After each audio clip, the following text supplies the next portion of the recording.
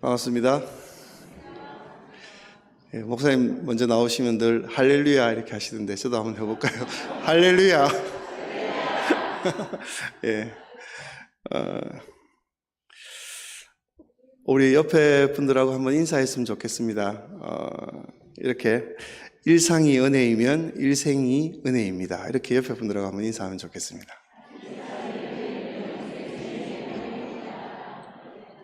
예, 한 번 더 인사할 때는 일상에서 승리합시다. 이렇게.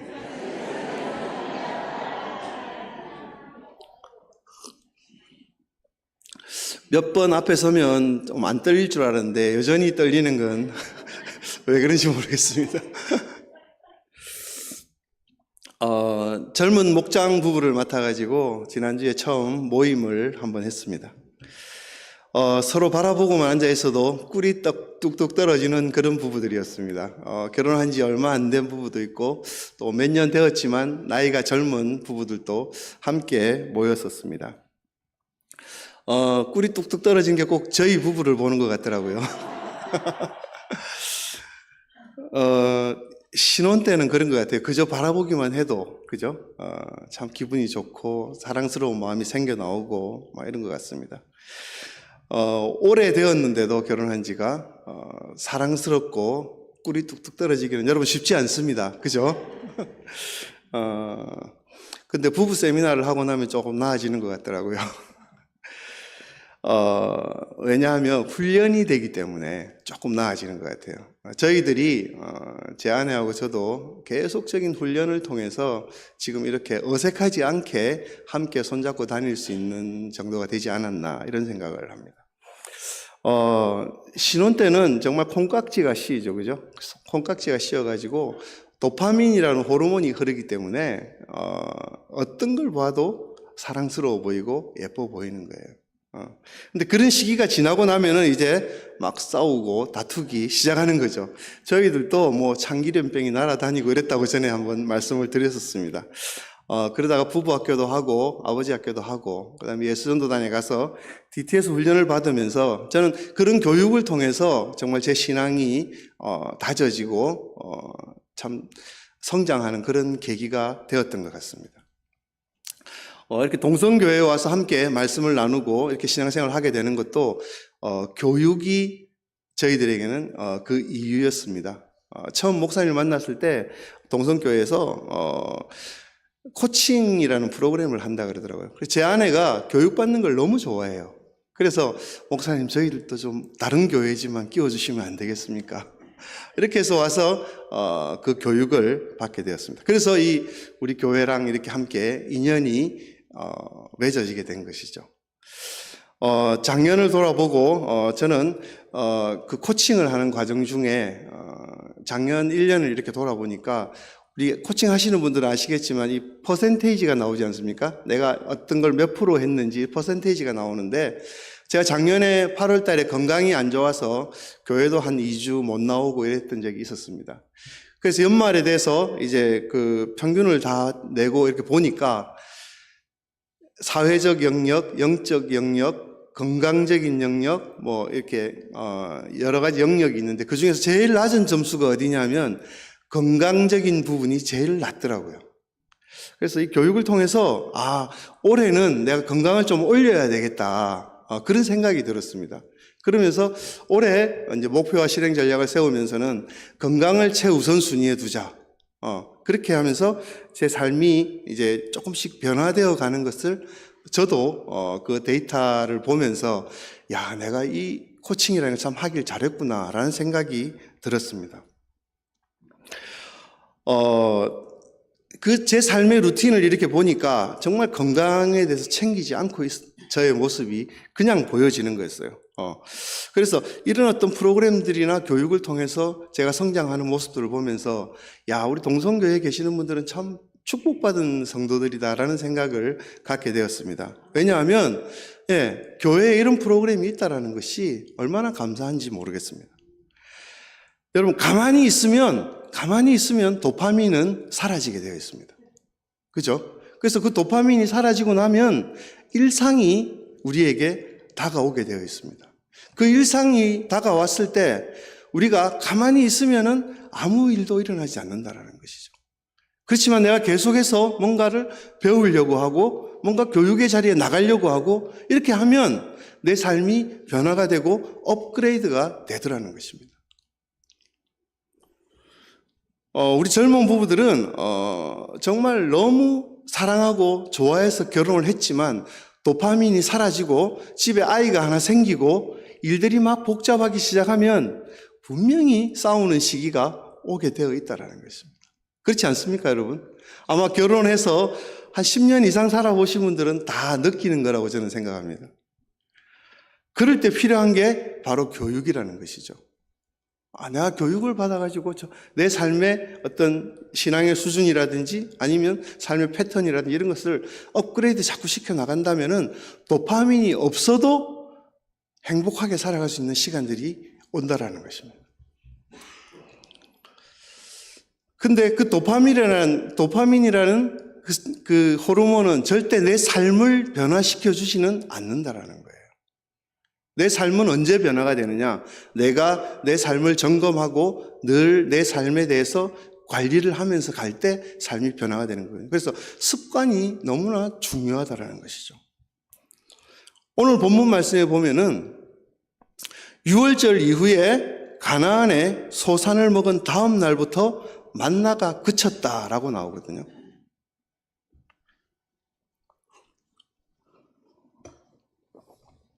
그럼 이 만나가 그쳤다라는 게 뭐냐면 그게 기적이 끝이 났다는 거예요, 이제. 제가 중고등부 때 이 설교를 했었습니다, 한번.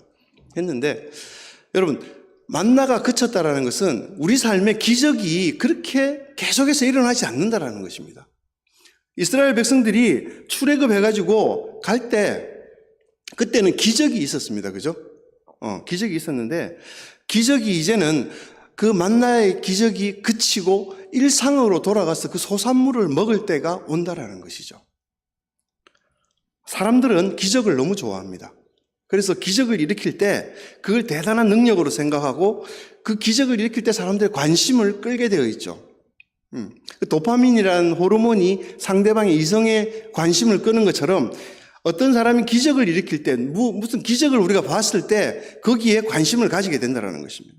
그 기적은 우리에게 흥미를 가지고 옵니다. 그러나 말씀은 우리로 하여금 변화를 일으킨다는 것입니다. 기적은 우리에게 관심을 끌고 흥미를 일으키지만 우리를 변화시키지는 않는다는 것이죠. 이스라엘 백성이 출애굽에 나오면서 하나님이 그들의 삶에 하나하나 개입을 하셨습니다. 그래서 그 많은 기적들을 이루어 가셨던 것이죠. 기적은 은사가 많던 시대에, 그죠? 그때 모세 시대였습니다. 10가지 재앙 자체가 여러분 기적이었지 않습니까? 홍해의 기적, 그리고 만나의 기적, 불기둥의 기적, 바위에서 물이 나는 기적, 이 기적들을 이스라엘 백성들이 보고 계속 왔던 것입니다. 이 기적을 본 사람들은 광야에서 다 죽었습니다. 그래서 기적이 결국 변화를 일으켜내지 못한다는 것입니다. 말씀만이 우리를 변화시켜 간다는 것입니다. 예수님도 기적을 많이 일으켰던 고향에서는 큰 변화가 없었습니다, 사람들이. 그죠? 그렇지만 말씀을 증거했던 사마리아에서는 부흥이 일어났습니다. 말씀이 변화를 일으켰다는 것이죠. 여러분, 우리가 새가족일 때, 초신자일 때, 하나님을 잘 모를 때는 우리가 볼 때 하나님의 기적이 막 일어나는 것 같아요. 제가 선교를 가보면 아프리카나 아프가니스탄, 파키스탄 이런 데는 가보면 말씀이 조금만 전해지면 거기서 기적이 막 일어나는 거예요. 사람들이 막 아픈 사람들이 낫고 막 이런 일들이 일어난다는 거예요. 근데 그 신앙이 자꾸 성장해가고 성장해 갈수록 기적은 이제 그렇게 흔하게 일어나지 않는다는 것입니다.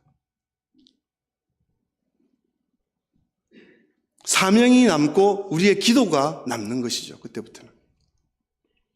우리가 하나님 앞에 사명을 가지고 나가야 된다는 것입니다. 만나라는 그 기적만으로 평생을 살아갈 수 없기 때문에 그 가나안 땅에서 나는 소산물로 하나님은 먹게 만드셨다는 것이죠. 우리가 지금까지 이 동성교회를 일으켜오면서 여러 가지 하나님께서 주신 기적들이 있었을 거라고 저는 생각합니다. 그래서 이 70년이라는 세월을 걸어왔다고 생각합니다. 그러나 이제부터는 우리가 자가 발전해야 되는 것이죠. 내 삶에서 예수 그리스도가 드러나야 되고 내 삶에서 예수 그리스도가 증거가 되어야 된다는 것입니다. 그럴 때 교회가 더 크게 성장해 갈 수 있다는 것이죠. 늘 나를 성장시키기 위해서 노력하는 것이 필요하다는 것입니다. 내 삶에서 승리하기 위해서는 정말 여러분 습관이 필요하거든요. 내가 어떤 습관을 가지고 생활하는가에 따라서 나의 삶이 달라져 가는 것입니다. 나의 인생은 나의 하루하루가 모여서 인생이 되지 않습니까? 그럼 내가 하루하루의 루틴을 어떻게 가지고 가느냐에 따라서 내 삶이 결정된다는 것이죠. 여러분, 목숨을 걸고 해도 안 되는 일이 있을까요? 네, 목숨을 걸고 해도 안 되는 일이 있습니다. 그죠? 세상에는 아무리 노력해도 안 되는 일이 있어요. 그렇지만 하나님께서 하시는 일은 안 되는 일이 있습니까? 없습니다. 우리 하나님이 함께 하시면 안 되는 일이 없다라는 것이죠. 우리가 목숨을 걸고 일해도 안 되는 게 너무 많은데 하나님이 하시면 된다는 거예요. 내 생각으로 내가 정말 어떻게 노력해서 뭔가를 하려고 할 때는 잘 안 된다는 거예요, 일이.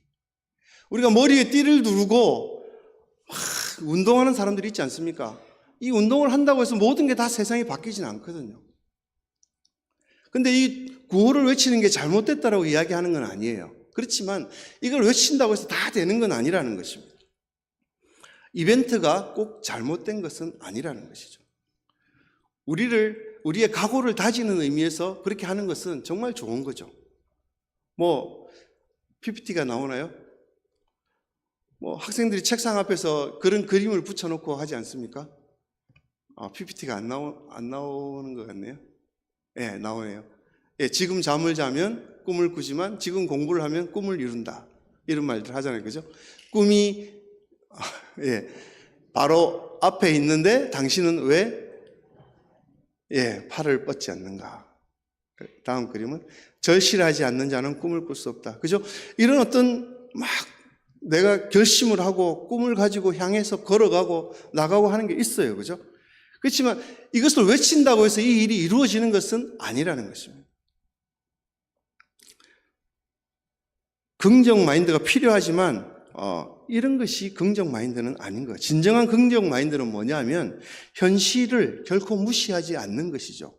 현실을 직시하고 내가 지금 어디까지 와 있는지 내가 현실을 냉정하게 보면서 그죠? 이 현실 가운데에서도 희망을 잃지 않고 자신이 할 수 있는 일에 최선을 다하는 사람이 긍정적인 사람이라는 것입니다. 그 죽음의 수용소라는 빅터 프랭클린이 쓴 책이 있습니다, 여러분. 그 책의 내용이 어떤 거냐 하면은 그 프랭클린의 자전적인 이야기를 담고 있습니다.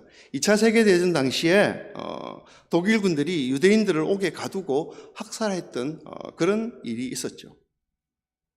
거기에 보면 프랭클은 수용소에서 살아나온 사람은 어떤 사람들이었을까? 네, 어떤 사람들이었을까 하고 한번 조사를 해보았답니다.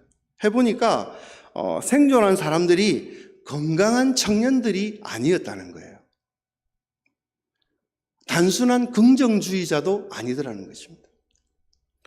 성탄절에 특사로 나는 나갈 거라고 근거 없이 막 희망을 가지고 있다가 희망이 무산되어서 시름시름 앓다가 목숨을 다 잃었다고 그래요. 놀랍게도 생존자들은 가장 빨리 죽을 것처럼 보이던 노인들이었다고 합니다. 이 노인들은 그들은 건강하지도 않았고 매사에 잘 될 거라고 집으로 돌아갈 거라고 어떤 그런 긍정적인 주의자들도 아니었습니다. 그들은 삶의 이유가 아주 명확한 사람들이었습니다. 그들은 살기 위해서 매일매일 자신이 할 수 있는 일들을 했던 것입니다. 내가 여기에서 내일 살기 위해서 내가 오늘 뭘 할 건가를 정하고 오늘 할 일을 꾸준히 했던 사람이에요. 묵묵하게 그 일을 해왔던 사람들이 거기에서 살아남은 사람들이었다고 이야기합니다. 매일매일 나의 삶 속에서, 그죠? 말씀 보면서, 기도하면서, 은혜로 성령 충만한 삶을 하루하루 살아간다면은 우리의 삶은 정말 성공적인 은혜로운 삶이 될 것입니다. 2016년에 리우 올림픽에서 금메달을 땄던 박상영 선수가 있습니다. 펜싱에서 금메달을 땄던 선수인데요. 이분이 인터넷에 난리가 났습니다. 아주 긍정적인 마인드의 원조다 이러면서 영상을 잠깐 한번 보도록 하겠습니다. 영상이 나오는지 모르겠습니다.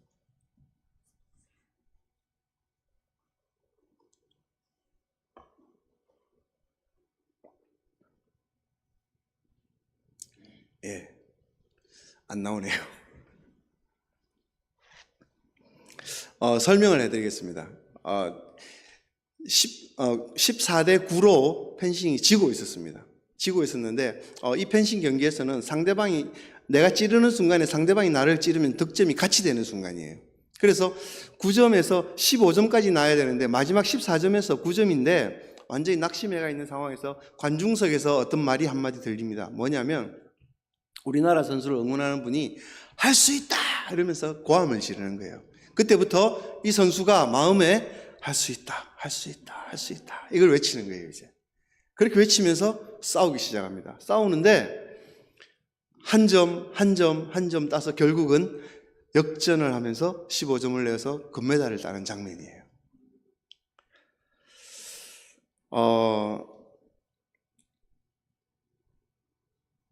긍정적인 마인드를 가지고 하면 안 될 게 없다 하고, 그죠? 정말 절망의 순간에도 포기하지 않았던 투지와 용기에 온갖 찬사가 쏟아졌습니다. 근데 여러분, 정말 금메달을 딴 이유가 그때 앉아서 내가 할 수 있다는 그 긍정적인 마인드 때문에 땄을까요? 저는 그렇게 생각하지는 않습니다. 틀린 말은 아니지만 생각을 조금만 바꾸어서 생각해 보면 이 선수는 금메달을 따기 위해서 정말 목숨을 걸고 정말 피와 땀을 흘리면서 연습을 했을 것입니다. 그 연습을 했던 결과가 이 순간에 정말 열심히 하면 할 수 있다라는 마음을 가지고 했을 때 그 연습의 결과가 금메달을 따게 만들었을 것입니다. 다행히 되는 일은 여러분 없습니다. 그죠? 우리가 최선을 다하고 하루하루의 삶을 정말 내가 어떻게 살아갈 것인가 고민하면서 이 최선을 다하는 하루하루의 삶을 예배하면서 살아갈 때에 거기에 하나님께서 은혜를 부으시는 것입니다.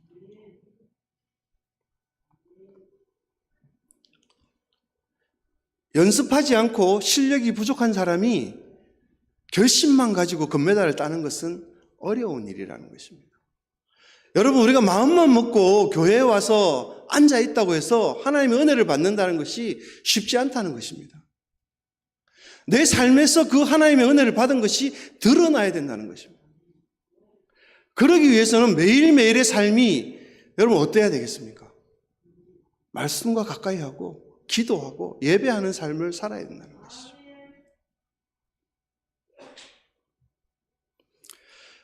베드로는 물 위를 걸으시는 예수님을 보면서 주님 나도 걷게 해주십시오 라고 이야기를 합니다.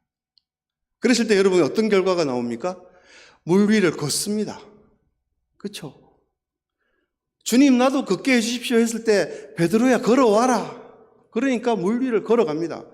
걸어가는데 두 발짝 세 발짝 가서 물에 빠지지 않습니까? 그 빠지는 이유가 뭘까요? 주변 상황들을 보는 거예요. 상황이 나를 두렵게 만드는 거예요. 내가 예수님 제대로 믿고 어떻게 해보려고 하는데 주변이 무서운 거예요. 내가 회사에 가서 믿음 있는 사람으로 살고 싶은데 그 회사에 다니는 사람들의 눈빛이 무서운 거예요. 여러분 그걸 두려워해서는 안 되는 것입니다.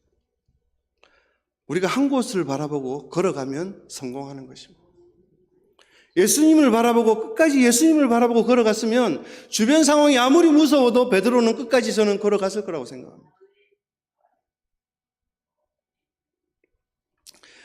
우리의 믿음도 마찬가지인 것입니다.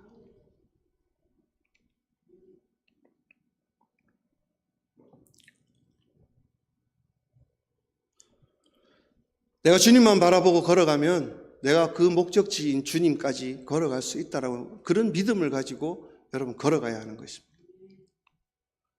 파도가 무서울 수 있습니다.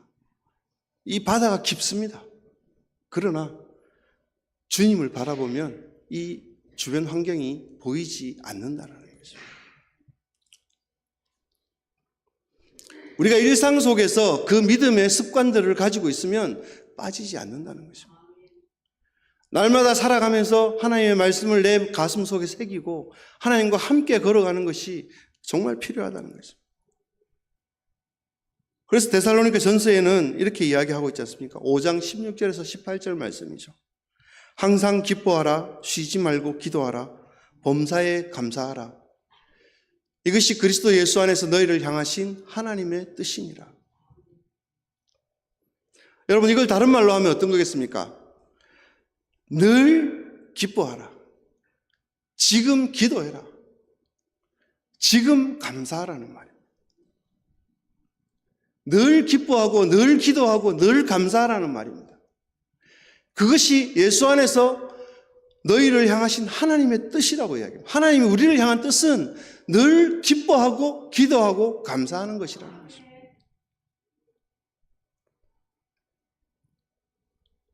여러분, 몸이 기억하는 신앙은 일상의 신앙이 되는 것입니다. 우리가 머리로 생각하면 잊어버릴 수 있지만 늘 몸속으로 배어서 몸에서 드러나오는 것은 일상이 되는 것입니다.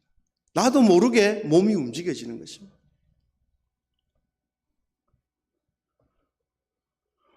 여러분, 기적 좋아하는 사람들은 다 떠났습니다. 오병이어의 기적에 흥분하던 그 사람들이 예수님을 십자가에 못 박았던 사람입니다. 기적 좋아하는 사람들 중에 상당수가 이단에 빠집니다. 관심과 흥미에 초점을 두는 사람들이 안티가 되는 것입니다. 여러분, 일상의 신앙이 안전한 것입니다. 매일매일 내가 하나님을 만나는 것이 너무 안전한 것입니다. 일상의 신앙이 있을 때 내 삶이 변화되는 것입니다. 일상의 신앙이 저와 여러분들의 능력이 될 것입니다. 지난번 목사님 설교 중에서 그런 말씀을 하셨습니다. 내가 어디에 있는가가 너무 중요하다. 세상의 쾌락을 쫓아가고 있는지, 하나님의 말씀을 따라가고 있는지, 아담이 그 선악과의 나무 아래에 있지 않았으면 선악과를 따먹지 않았을 것이라고 말씀하셨지 않습니까? 여러분, 견물생심이라는 말이 있지 않습니까? 거기에 가면, 거기에 휩쓸리면 내 마음이 거기에서 흔들릴 수밖에 없습니다. 베드로도 빠지는데요. 예, 예수님의 수제자였지 않습니까? 그 베드로도 물에 빠집니다.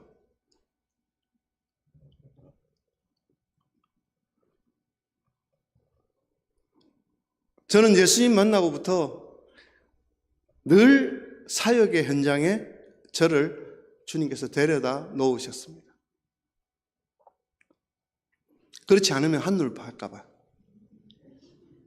제가 한눈을 잘 팔거든요. 그래서 제 아내가 늘 옆에서 저를 감시하고 그런 사람으로 옆에 딱 붙여놨습니다.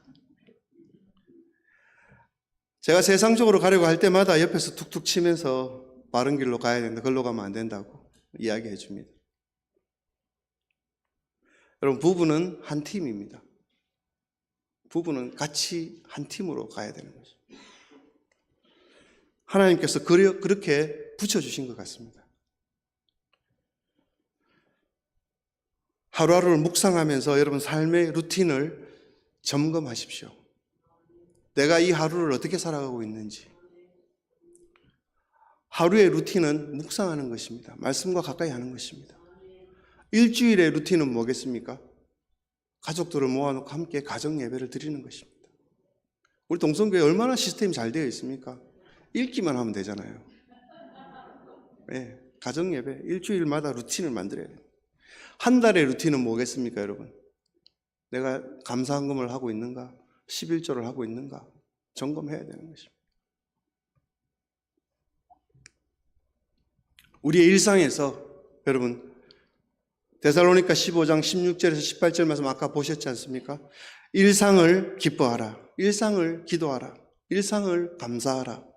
이것이 그리스도 예수 안에서 너희를 향하신 하나님의 뜻을 이루는 영광스러운 일생이 되리라 라고 저는 한번 생각해 보았습니다. 늘 예배하고 늘 기도하고 늘 말씀 붙들고 살면 변화될 것입니다. 그리고 변화를 일으키는 삶을 살아갈 것입니다. 변화의 중심에서 기도와 예배와 말씀 중심의 성령 충만한 일상으로 영광스러운 일생을 살아가는 저와 여러분 되기를 간절히 소망합니다. 함께 기도하겠습니다. 살아계신 주님, 오늘도 우리 삶에 역사하셔서 하루하루의 삶을 주장하여 주시옵소서.